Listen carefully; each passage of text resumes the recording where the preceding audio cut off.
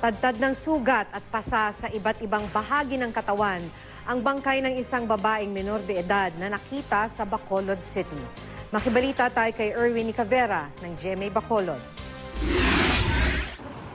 Wala ng buhay ang babaeng ito nang makita sa gilid ng waiting shed sa Barangay Cabug, Bacolod City.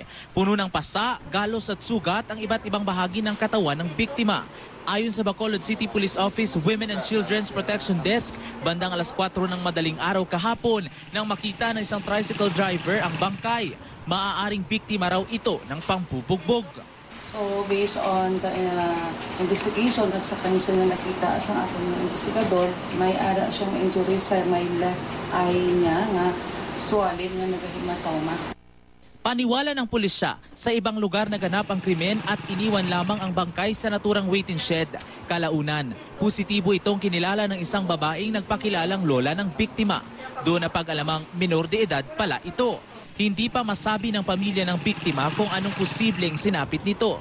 Sa ngayon, wala pa raw indikasyon na ginahasa ang babaeng 17 taong gulang. Pero nakatakda itong isailalim sa autopsy para mabigyang linaw ang nangyari sa kanya.